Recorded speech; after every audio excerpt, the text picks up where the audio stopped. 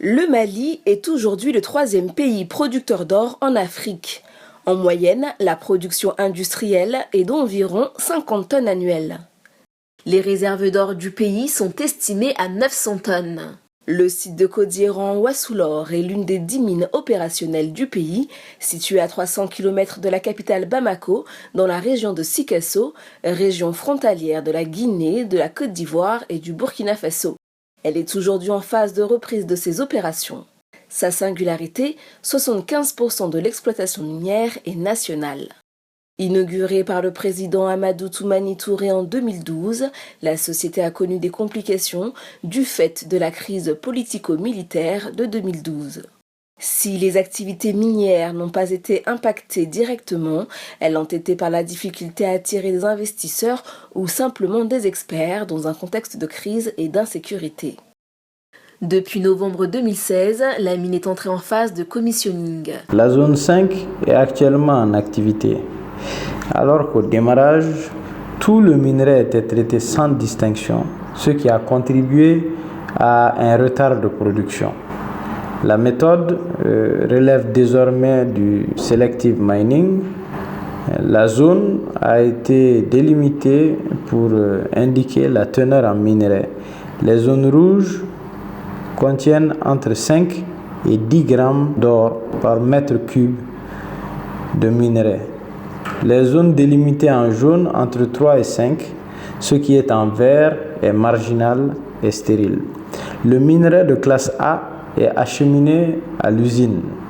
Ce qui est marginal et stérile est envoyé au stockpile.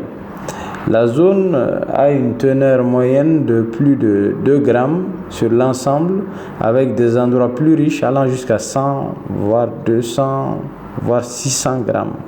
Ce sont les zones qui sont exploitées en priorité.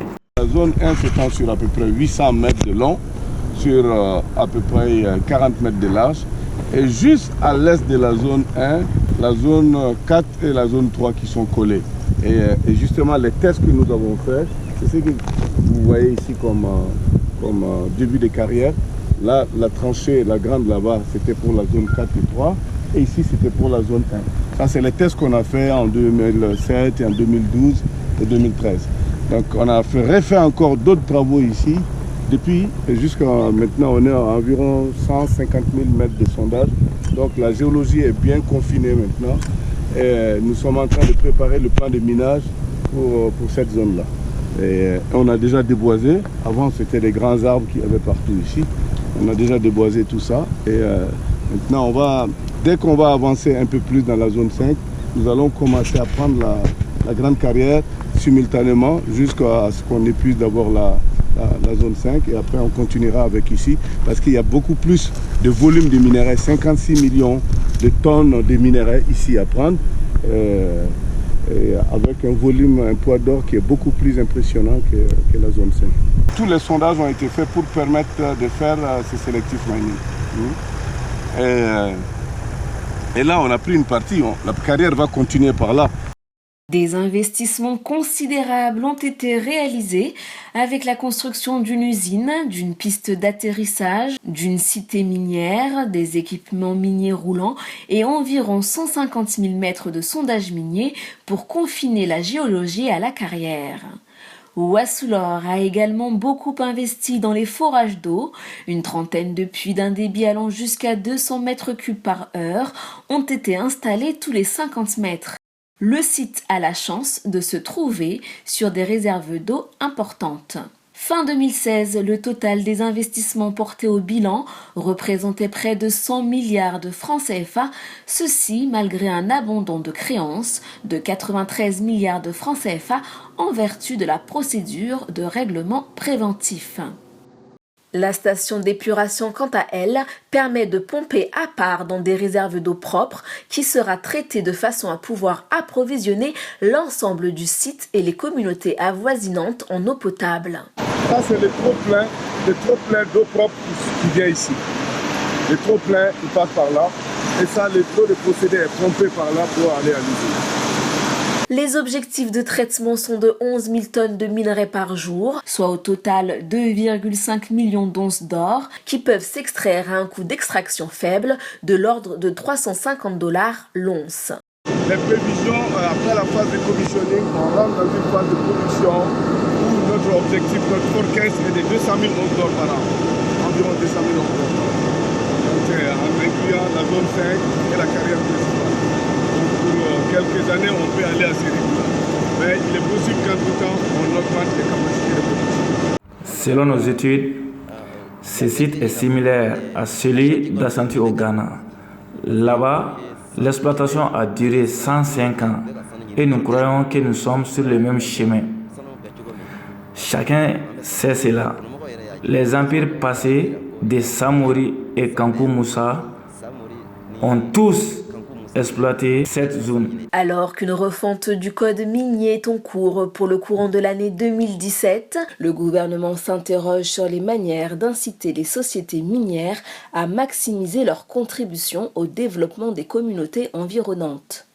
Tel était l'objectif du forum d'échange entre les compagnies minières et les populations qui s'est tenu à Kalana dans la région de Sikesso en décembre 2016. Certes, ceux qui viennent investir dans l'extraction minière doivent réussir dans cette tâche, mais cela doit aussi profiter au développement du pays. L'exploitation minière doit se faire de sorte à profiter à tout le monde. Une plus grande transparence dans la répartition et la gestion des bénéfices qui est saluée par l'ensemble des acteurs locaux. Lors du forum, la contribution sociale de Wassoulor a également été au cœur des discussions. Kalana a bénéficié de l'apport de Wassoulor à plusieurs titres. Depuis la création de Wassoulor, la société a investi 1,38 milliard de francs CFA dans le développement communautaire et les appuis divers.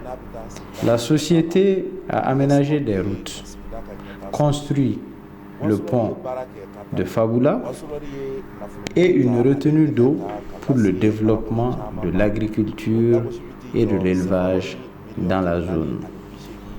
Wassoulor a offert plus de 481 millions de dons dans les secteurs de la santé, de l'élevage et de l'aménagement routier, notamment en ce qui concerne la route nationale 7, RN7.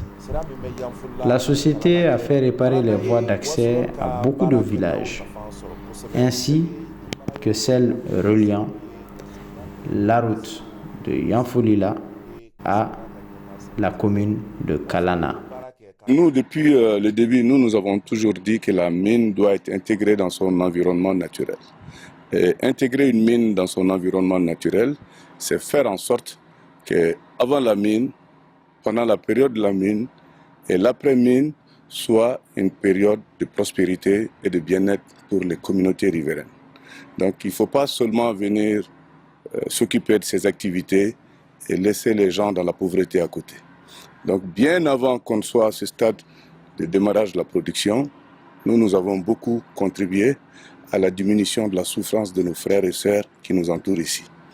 On a fait des routes, on a fait des ponts, on a construit des écoles, on a construit des centres de soins, on a fait beaucoup de mosquées, on a fait des digues de retenue d'eau pour les éleveurs et on fait des campagnes de vaccination pendant les périodes malheureusement de méningite de temps en temps.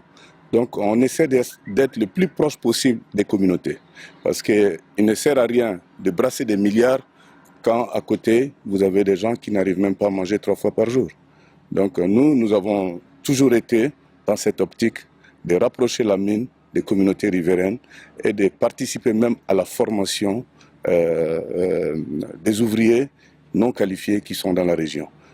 Après un démarrage contrarié par la crise de 2012, Wassoulor, première société minière détenue majoritairement par des capitaux nationaux, est en passe de devenir l'un des plus grands producteurs d'or du Mali.